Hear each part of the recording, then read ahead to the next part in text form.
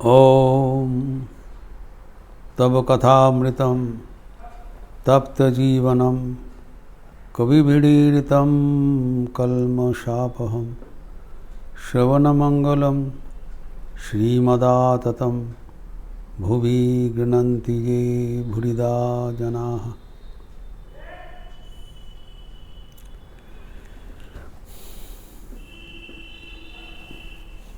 संसार में कैसे गृहस्थ भक्तगण सम्मोहित हो जाते हैं, ठाकुर उनका विश्लेषण करके व्याख्यान कर रहे हैं।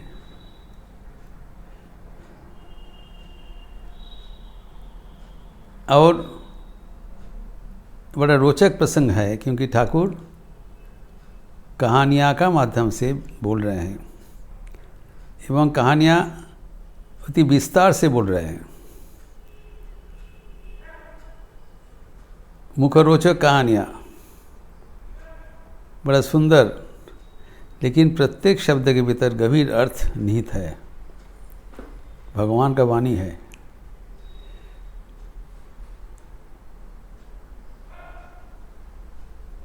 गिरीश घोष का प्रश्न था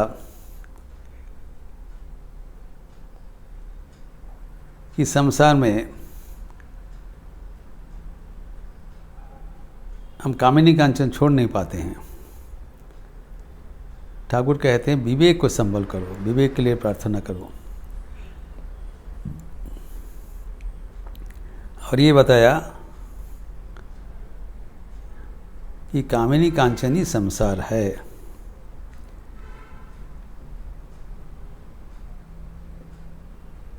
और संसार में ईश्वर को पकड़ के रहना, क्योंकि ईश्वर ही सत्य है, नित्य है, आप बाकी सब अनित्य है।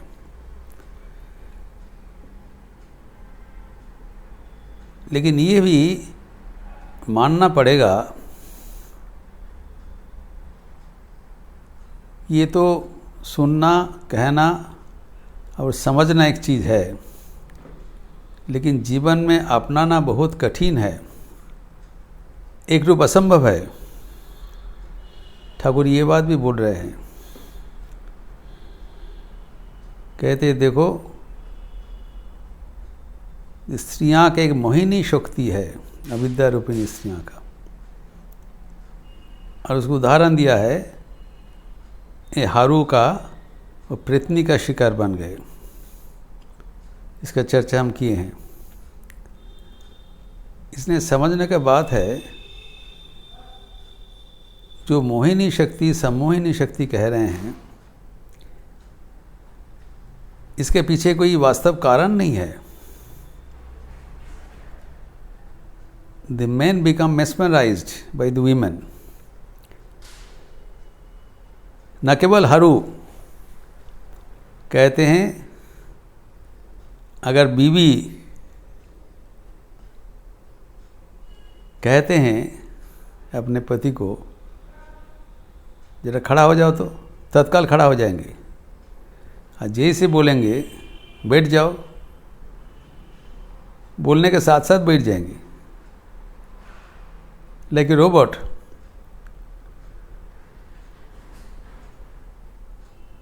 तो ये जो सम्मोहिनी शक्ति का मतलब क्या है? दे आर मेस्मराइज, जैसे कि हिप्नोटिज्म होता है, वास्तव में कुछ है नहीं,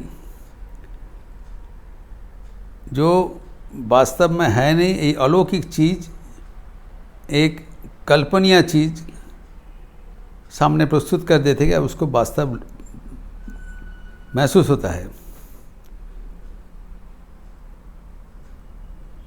जो स्त्रीलोक जो बोलेंगे उसको जांच करने का और कोई सामर्थ्य नहीं होता है, क्योंकि जांच करने का जो प्रक्रिया है, छाँकनी, छन्नी जिसको कह लिया, सीवर, वो विवेक, वो सुप्त हो जाता है, स्विच ऑफ हो जाता है। विवेक गया तो सब कुछ गया।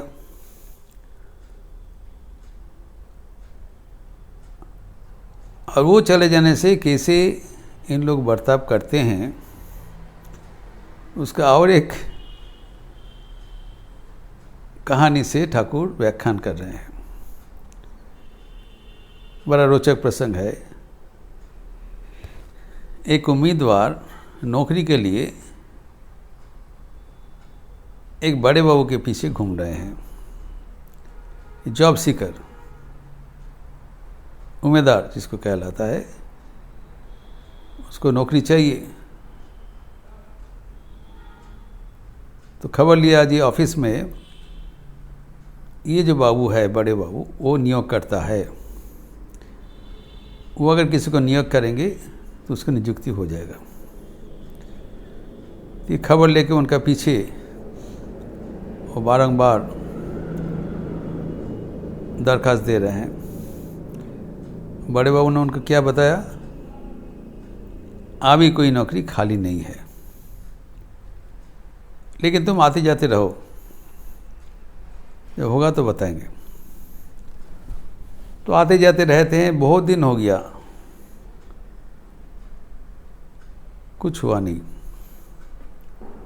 परेशान हो गए। तो उनके एक दोस्त को ये बात बताया, ये हमें बड़े बाबू के पीछे इतना दिन से मैं बता रहा हूँ, लेकिन हुआ कुछ नहीं। तो दोस्त उसको क्या बताया? तोर जमन हीन बुद्धि, तेरा कोई अक्ल नहीं है, तो अक्ल का दुश्मन हो। ওটার কাছে কেন যাচ্ছিস? कि बड़े बाबू के लिए व्यक्ति का कोई एक सम्मान नहीं था, कारण बड़े बाबू चरित्रहीन है, कोई सम्मान नहीं है। तुम उसके पीछे क्यों घूम रहे हो? बेकार समय नष्ट कर रहे हो। तो बोला क्या करना है? तो ये गोलाब के धर, तो गुलाब जान को पकड़ो। गुलाब जान बड़े बाबू का रखेल है, वेश्या है, इज द मिस्ट्रेस ऑफ बड़े बाबू। उनको जाकर निवेदन करो, तुम्हारा नौकरी हो जाएगा। तो सुन के उनका नौकरी का ज़रूरत है, कहते अभी मैं जा रहा हूँ। जाके वहाँ पर जाके पहुँचते माँ बड़ा भव्यता से कहा, माँ मैं ब्राह्मण का संतान हूँ, मेरा बाल बच्चा लेके मैं अभी मरने वाला हूँ, कोई नौकरी नहीं है, लेकिन आपका एक बात से हो जाएगा। ये जो बड़े बाबू है, इसको बोलने से होगा। तो कौन बाबू को बोलना पड़ेगा? सब सुना है। गुलाब जान, उनका बड़ा सहानुभूति हुआ, ये बेचारा परेशान है। तो उनको बताया बेटा कौन बाबू को बोलने से होगा, क्योंकि उनके पास बहुत बाबू है, वेश्या है, खाली बड़े बाबू नहीं है। लेकिन बड़े बाबू उनको अपना समझते हैं। इनके पास बहुत से बड़े बाबू है, लेकिन बड़े बाबू समझते ये जैसे हमारा और कोई दूसरा कोई नहीं होगा। तो बताया इस बाबू को बोलने से होगा, ठीक है मैं बता के रख दूंगी, तुम्हारा सब हो जाएगा। तो अभी नतीजा क्या हुआ? दूसरा दिन सुबह, रात में बड़े बाबू का जो कुछ कहना है कर दिया।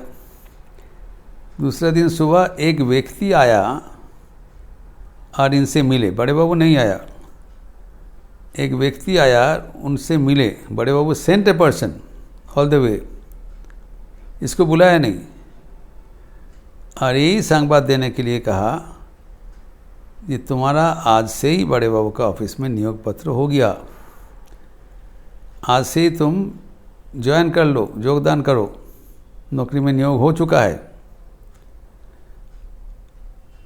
और बड़े बाबू उनके साहब को बताया कि ये व्यक्ति बहुत ही कॉम्पिटेंट है, बहुत ही अच्छा है, इनको रखने से ऑफिस का बहुत उपकार होगा, बहुत पारदर्शी है, इसीलिए मैं उनको नियोग कर दिया। Decision is over. और इनका जस्टिफिकेशन इज़ ऑल्सो ओवर। अभी बड़े बाबू इनको इंटरव्यू भी नहीं लिया, वो पूछा भी नहीं, उनका दिमाग खो बैठा है। जैसे उनके वेश्या उनको बताया इसे कर दो, उनका अन्यथा करने का उनका हिम्मत नहीं है। He has lost all his power, all his wit, all his grit. वो मोहित हो गए। ये है सम्मोहिनी शक्ति।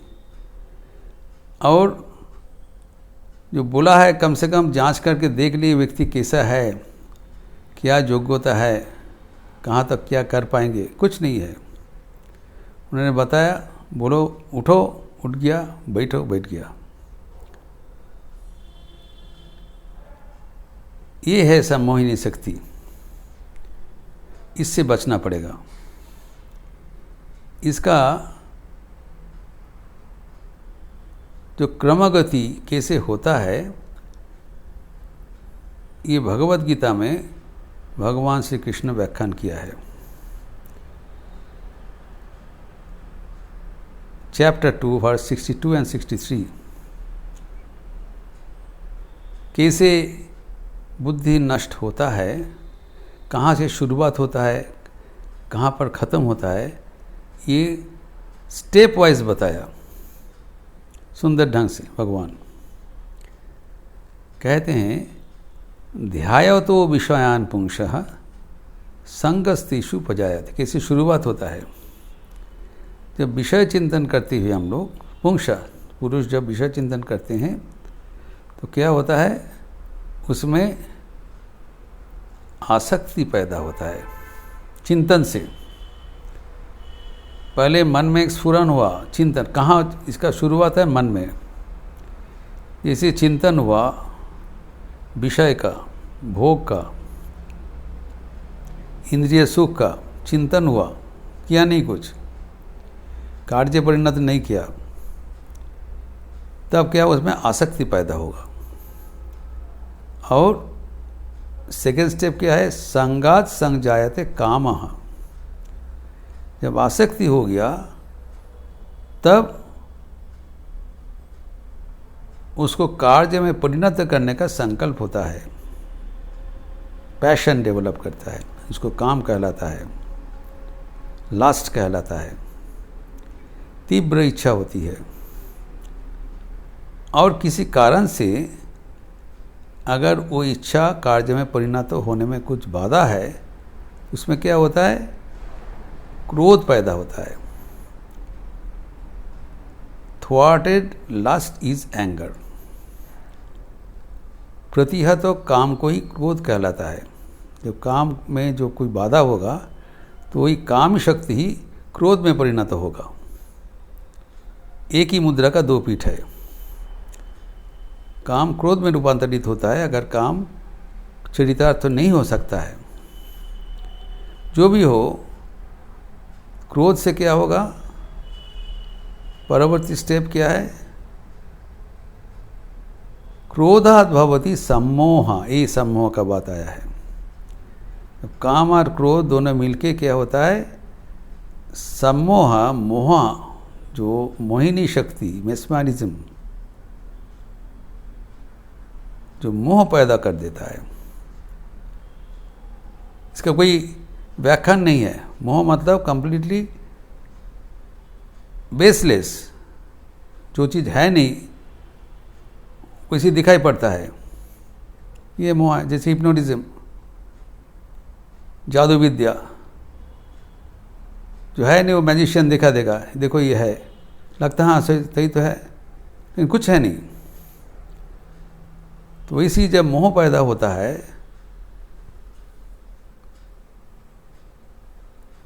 सम्मोह से क्या होता है? मोह से स्मृति भ्रंशात्। मोहात् भवति सम्मोह, सम्मोहात् स्मृति विभ्रमः। स्मृति भ्रंशात् बुद्धिनाशो, बुद्धिनाशात् प्रणश्यति। स्मृति भ्रंशात् क्या होता है? तो स्मृति अब चला जाता है, उसका विवेक शक्ति लोप हो जाता है, बंद हो जाता है। स्मृति मतलब क्या सत और क्या असत, ये जो विचार शक्ति याद रखना चाहिएगा ना। जो memory, the memory is lost, you forgets everything. कौन सही है, कौन सही नहीं है।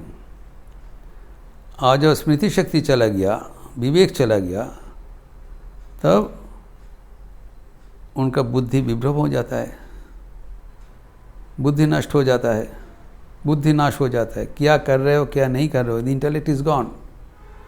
जो निर्णय ले रहे हैं, निर्णय के पीछे तो कुछ कारण होगा, निष्कारण। और क्या होता है? उल्टा हो जा रहा है। वो इसको नियोग किया है, और नियोग करके बिना उसके साथ बातचीत करके बड़े उनको जो उधरतन ऑफिसर को बता रहे हैं ये बहुत अच्छा आदमी है। अर्थात जो सिद्धांत लिया है वो सिद्धांतों को रैशनलाइज कर रहे हैं, इतना तक पहुंच गया। सिद्धांत तो गलत है, उसको तुम देखा भी नहीं, नियोग के पहले बातचीत में नहीं किया, बायोडेटा भी चेक नहीं किया, और तुम रिकमेंड कर रहे हो, सिफारिश कर रहे हो जो नहीं बहुत अच्छा आदमी है। अर्थात तुम जो निर्णय ले रहे हो, जिसके बात सुन के निर्णय ले रहे हो, इतना तुम्हारा स्मृति भ्रंश हो गया, तुम्हारा बुद्धि नाश हो गया। और बुद्धि नाश में क्या होता है? प्रणश्यति, विनाश हो जाता है। एक क्रम पड़ जाए। ठाकुर इससे बचने के लिए संसारी भक्तगण को आह्वान कर रहे हैं, तभी कंक्लूशन कर रहे हैं, सिद्धांत दे रहे हैं। कह रहे हैं मैं सच बता रहा हूं, मुझे ये सब अच्छा नहीं लगता है। ये कामिनी कांचन के चक्कर में जो इन लोग फंस गया है, मैं सच बता रहा हूं, ईश्वर बोई आमी और किछु जानी ना। ये उनका फॉर्म कंक्लूशन है। भगवान के सिवा मैं और कुछ नहीं जानता हूँ। जो विवेक पकड़ के रहे हैं, भगवान ही सत्य है और ये सब असत है, विवेक पक्का करके बैठे हैं, इसलिए और कुछ अच्छा नहीं लगता है, क्योंकि ये सब तो परिवर्तनशील है। और कितने ज़बरदस्त करके बता रहे हैं, वो कसम खा के बता रहे हैं, दिव्य दिए बोल, ही स्वेयरिंग कि ये बात पक्का है, मुझे अच्छा नहीं लगता है, ताकि भक्तगण को ये मन में गंभीर एक रेखापात करे, gives a permanent impression, indelible impression in the minds of the devotees in order to create। इतना ज़बरदस्त करके बता रहे हैं, क्योंकि उनका जो सिद्धांत है वो चाहते हैं भक्तगण के भी जीवन में वो सिद्धांत हो जाए। यही इतना बताने का उनका उद्देश्य है। तो भक्तगण संसार में रहें, कोई आपत्ति नहीं है,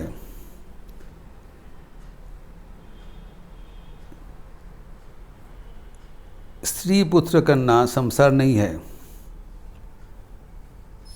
लेकिन स्त्री पुत्र करना में आसक्ति ही संसार है। ये बारंबार समझा रहे हैं।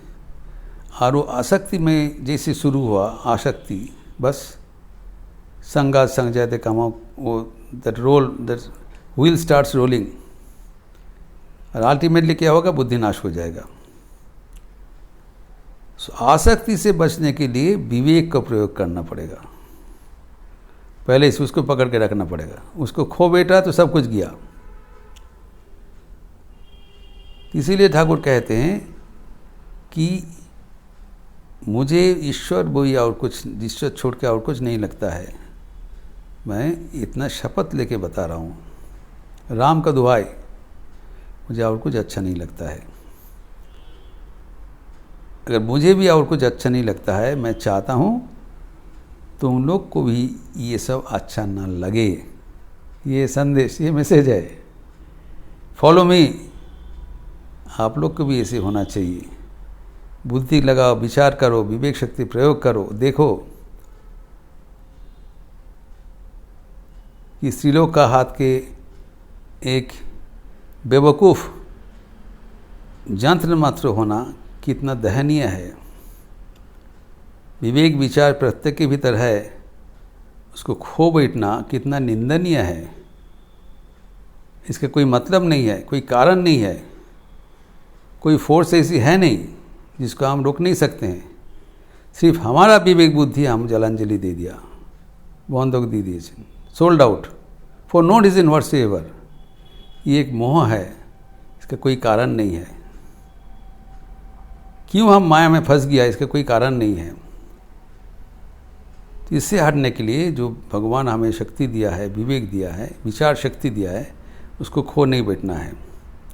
और ठाकुर जी सिखा रहे हैं अपने जीवन का माध्यम से, ईश्वर को पकड़ के रहना, ईश्वर को पकड़ के संसार में रहने से कुछ असुविधा नहीं होगा। ठाकुर कहते हैं कलंक का सागर में तुम रहोगे, कलंक तुम्हें स्पर्श नहीं कर पाएगा। इस प्रसंग में ही बताया, संसार में तो कलंक है एवं कलंक में रहने से कीच तो लगेगा, लेकिन वो तुम्हें कोई हानि नहीं कर पाएगा, क्योंकि तुम ईश्वर को पकड़ के बैठे हो। क्योंकि ईश्वर सत्य है, ये स्थिर जान लेना, ध्रुव सत्य है। इसको पकड़ के रखने से सब कुछ उपाय हो जाएगा।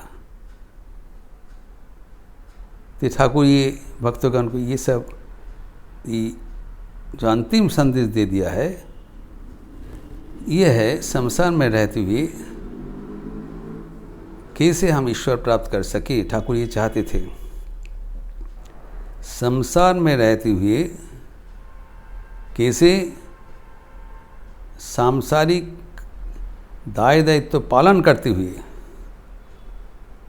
सबको देखभाल करते हुए कैसे ईश्वर प्राप्त कर सकें। ठाकुर चाहते थे उन भक्तगण भी ईश्वर को प्राप्ति करें। ये उनका आने का मतलब है। दिस मिशन, इतने कष्ट करके परमहंस होते हुए भी शादी किया, संसार किया, सबको दिखा रहे हैं।